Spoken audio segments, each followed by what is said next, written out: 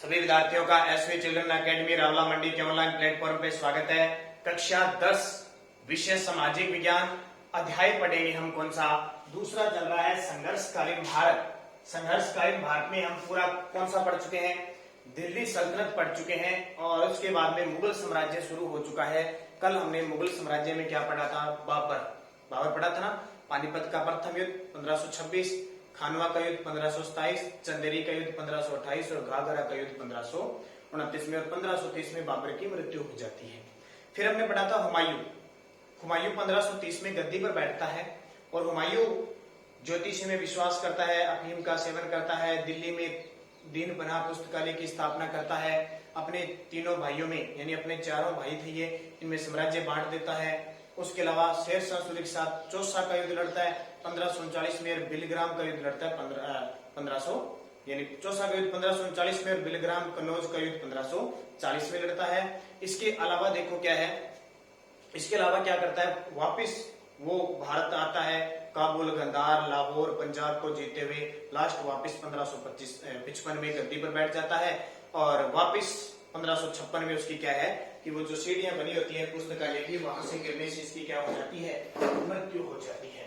ये हमने इतनी कुछ पढ़ी थी, ठीक है, ये बात हमने पढ़ी थी।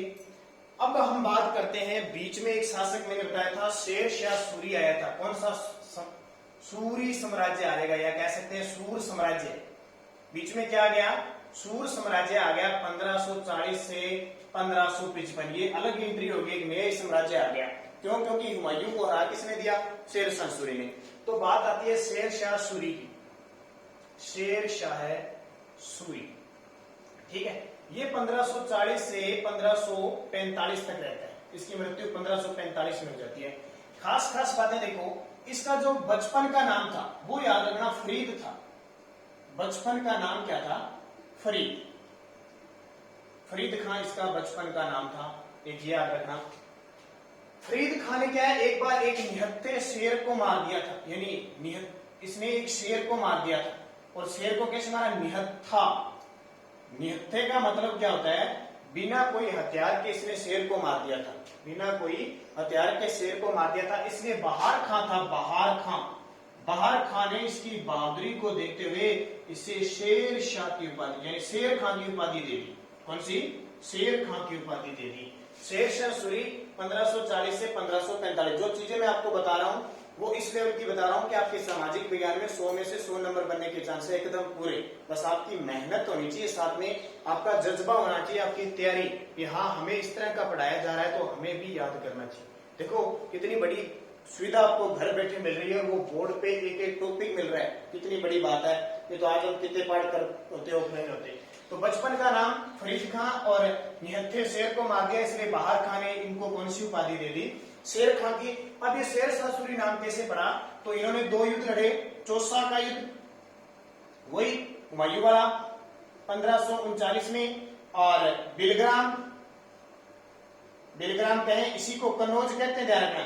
और कन्नौज है कहां पे? मैंने पहले बताया था, कन्नौज हर्षवर्धन था ना, वर्धन वंश पढ़ के वो कन्नौज। और त्रिपक्षीय संघर्ष हुआ था, गुर्जर प्रतिहार, पाल और राष्ट्रकूट, याद होगा आपके। वो कन्नौज उत्तर प्रदेश में 1540 युद्ध में हुए। जब चौसा का युद्ध हुआ, इसमें इसने हुमायूं को हरा दिया तो शेर खान से कौन सी उपाधि धारण कर ली? शेर शाह की उपाधि धारण कर ली और दिल्ली का सुल्तान बन गया, ठीक है। बिलग्राम और चौसा के दोनों युद्ध में शेर शाह सूरी जीत गया।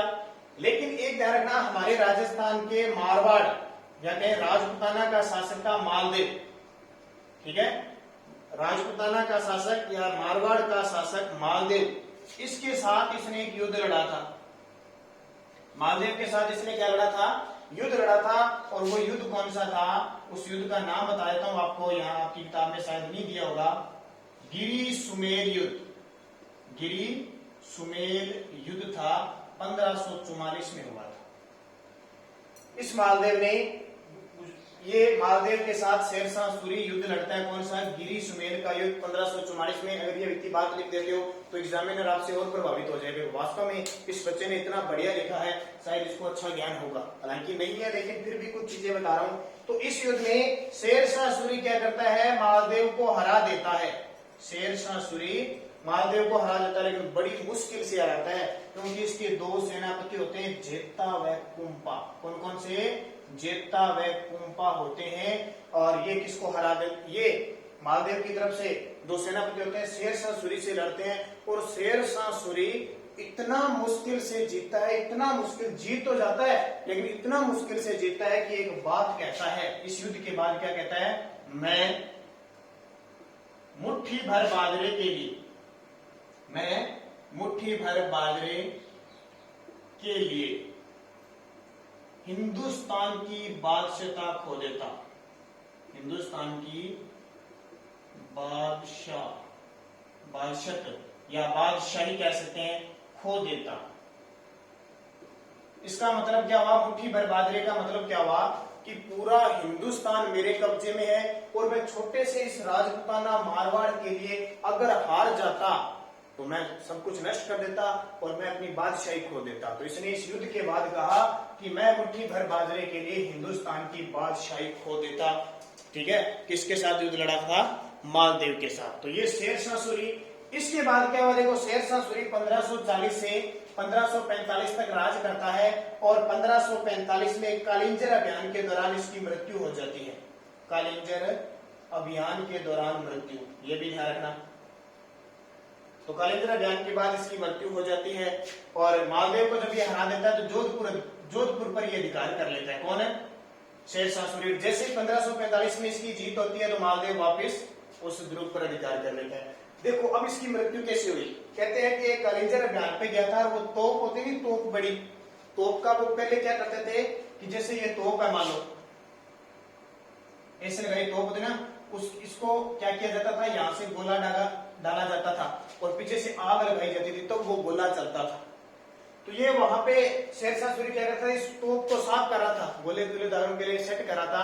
अचानक वो तोप चल गई, और चलने से बारूद का एकदम गोला उसके ऊपर आके गिर गया, और उसकी मृत्यु हो गई। कब? 1545 ईस्वी में। अब कुछ एक अच्छे काम किए थे शेरशाह सूरी, उनके लिए जाने जाते हैं। क्या क्या किया? देखो, ये बात समझ में आ गई ना आपको बढ़िया तरीके से? जैसे मैं पढ़ा रहा हूँ आपको, उसी हिसाब से आराम से किताब में एक बार यहाँ पढ़ लिया, और कुछ 2-3 हम लेसन कर लें, उसके बाद में आपके टेस्ट शुरू हो जाएंगे कुछ दिनों बाद, तो उस हिसाब से आपका काम चलेगा। देखो, प्रशासनिक कार्य में सबसे इंपॉर्टेंट इन्होंने जीटी रोड का निर्माण करवाया। जीटी रोड का निर्माण, जीटी रोड का मतलब क्या होता है? इन्होंने क्या कराई? पेशावर, जो आज पाकिस्तान में है ना, पेशावर से लेकर आज जो बिहार पश्चिम बंगाल में कलकत्ता है, वहां तक निर्माण करवाया है। सोनारगढ़ है ना, सोनार गांव कलकत्ता में, सोनार गांव आज कलकत्ता में, यानी बस जो बांग्लादेश है ना, वहां तक जीटी रोड का निर्माण। जीटी का मतलब होता है ग्रांड ट्रंक रोड। ठीक है, ग्रांड ट्रंक रोड का निर्माण करवाया था। आज जिसको कहते हैं नेशनल हाईवे 1 और नेशनल हाईवे, आज भी है। देखो, इन्होंने जीटी रोड का निर्माण करवाया, पेशावर से लेकर सोनार गांव तक इसका निर्माण करवाया था। इनके काल में और क्या हुआ था? देखो, 4 बड़ी सड़कें, उसमें से ग्रांड ट्रंक हो गया। इन्होंने मुद्रा ढलाई में सुधार करते हुए तांबे का 380 ग्रेन का दाम बनाया। 380 ग्रेन का दाम। देखो, ये क्या होते हैं? ग्रेन, उस समय ग्रेन चलते थे। ठीक है, आज हम कह सकते हैं ना, 1 रुपए में 50 पैसे कितने होते हैं? 2। 1 रुपए में 25 पैसे कितने होते हैं? 4। 1 रुपए में आने कितने होते हैं? 16 आने। ठीक है, होते हैं ना। 100 रुपए में 10 के कितने होते हैं? 10। वैसे मुद्रा थी इनकी। ठीक है, यानी एक तांबे का सिक्का होता था, उसका दाम कितना होता था? 380 ग्रेन हुआ करता था। और तांबे का, और जो चांदी का हुआ करता था, चांदी का, उसका दाम हुआ करता था 178 ग्रेन का दाम। 178 ग्रेन दाम होता था। यानी रुपया, ये जो आज रुपया चलता है ना, ये किसने चलाया था? इस शेरशाह सूरी ने चलाया था। यानी जो 1 रुपया होता था 380 ग्रेन का तो तांबे का होता था, और जो रुपया चांदी का होता था वो 178 ग्रेन उसका दाम होता था। यानी अलग अलग दाम होते थे। जैसे हम कह सकते हैं कि 1 रुपए में 16 आने होते थे, वैसे था। तो जो आज प्रचलन में रुपया चल रहा है, रुपया किसने चलाया था? शेरशाह सूरी ने चलाया था। ये एक बात ध्यान रखना। और इसके बाद एक इसकी बात आती है, इसका मकबरा कहां पे? मकबरा, तो इसका मकबरा बना हुआ है सासाराम बिहार में। सासाराम बिहार में। और किस आकृति का बना हुआ है? डमरू की आकृति का बना हुआ है। जैसे मकबरा डमरू की आकृति दिखाई देता है। डमरू होता है ना, डमरू ऐसे,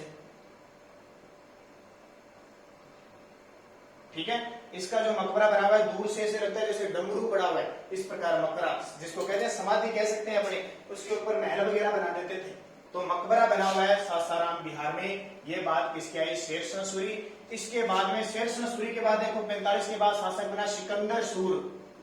सिकंदर सूर शासक बना, लेकिन इतने इसके बाद में योग्य शासक नहीं थे कोई भी। और बाद में बनता है आदिल शाह। आदिल शाह सूर एक शासक बनता है और बाद में हुमायूं आ जाता है, इन पे अधिकार कर रहता है। ये आपका हो गया शेरशाह सूरी, बहुत इंपॉर्टेंट है आपके लिए, याद रखना। अब देखो शेरशाह सूरी, इनका वंश कब खत्म हो गया? 1555 में। वापस कौन आ गया 1555 में? हुमायूं। और हुमायूं की मृत्यु कब हुई? कब हुई? 1556 में। अब आता है 1556 में एक इंपॉर्टेंट महान शासक अकबर। कौन आता है? अकबर आता है। अकबर महान, जिसको कहा जाता है मुगलों में बिना पढ़ा लिखा, अनपढ़, ठीक है। जब भी अनपढ़ का उदाहरण देते हैं, अकबर पढ़ा नहीं था कभी भी। 1556 में गद्दी पर बैठा और 1605 तक राज किया। देखो कितनी बड़ी बात है, कितनी बड़ी बात है। अब अकबर की कुछ एक कहानी पढ़ लेते हैं, बाकी हम अगले वीडियो में पढ़ेंगे। अकबर की बात करें तो इनका जन्म अमरकोट, इनका जन्म कहां हुआ? जन्म बात करें तो अमरकोट है कहां पे? पाकिस्तान में है। जन्म हुआ कब? 1542 में। अब पिता कौन थे? हुमायूं। माता कौन थी? अभी हमने पढ़ा था हमीदा बानो बेगम। हमीदा बानो बेगम इनकी माता थी। क्योंकि हम पढ़ते हैं ना, निर्वासित काल में हुमायूं वो संत शेख के पास जाते हैं और वहां जाके इस हमीदा बानो से शादी करते हैं। किसका जन्म होता है? अमरकोट में अकबर का जन्म होता है। जब इनकी आयु 13 वर्ष थी, कहने का मतलब है 1555 में, ठीक है, यानी 56 के आसपास, 1555 में। लेकिन 56 क्योंकि 13 और 14वां साल होता है, 14 वर्ष, तो 1556 में जब हुमायूं की मृत्यु हुई, ठीक है, हुमायूं की क्या हुई? मृत्यु हुई। उस समय अकबर कहां था? तो अकबर गया हुआ था कालानौर, एक युद्ध में गया हुआ था। और कालानौर कहां पे है? पंजाब में। वहां युद्ध में गया हुआ था और पीछे से, और इसके साथ पता है आपको कौन गया हुआ था? नाम सुना आपने? बेराम खां। बेराम खां। ये बेराम खां पता है कौन है? ये बेराम खां, आपने जोधा अकबर सीरियल देखा होगा, एक छोटा सा बच्चा होता है अब्दुल रहीम। अब्दुल रहीम होता है ना, कोई टोपी से लगाए रखता है, वो उसका बाप था ये बेराम खां, ठीक है। हुमायूं का पहले तो सेनापति था और बाद में किसका संरक्षक बन गया? अकबर। तो हुमायूं ने अकबर और बेराम खां को कालानौर पर जीत प्राप्त करने के लिए भेजा था।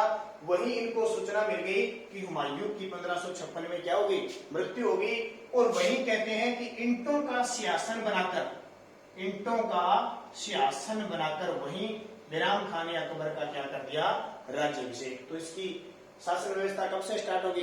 1556 से अकबर की शासन व्यवस्था शुरुआत हो जाती है। अब होगी, ये तो युद्ध लड़ने गए थे, यहाँ राजशासन कर दिया, लेकिन हुमायूं मरते ही यहाँ एक शासक आता है हेमू नाम का, ठीक है, जिसने विक्रमादित्य की उपाधि धारण की थी। विक्रमादित्य या विक्रमांक राज, ठीक है, विक्रमजीत भी कहते हैं इसको, विक्रमजीत की उपाधि प्राप्त की थी। इसने दिल्ली पर अधिकार कर लिया, क्योंकि वो उधर गया था, छोटा 13-14 साल का बालक था अकबर, तो इसकी मृत्यु हो गई। तो हेमू नाम का एक विक्रमादित्य, विक्रमजीत नाम का एक शासक था, उसने क्या किया? दिल्ली पर अधिकार कर लिया। उधर से ये कालानौर पर जीत प्राप्त करके बाद अकबर वापिस आता है और इस हेमू को हराता है। किस युद्ध में? पानीपत नामक स्थान आता है, पानीपत का द्वितीय युद्ध हुआ 5 नवंबर 1556 को। अकबर और बैराम खान ने मिलकर किसको हरा दिया? हिमू को हरा दिया और वापिस शासक कौन बन गया? अकबर शासक बन गया। अब अकबर की जितनी भी कहानी है हम अगले वीडियो में देखेंगे, कैसे उसने राजपूतों के साथ संबंध बनाए, कैसे उन्हें दुर्गों को जीता, कौन से सिक्के चलाए थे, वो सारी प्रक्रिया हम कल देखें।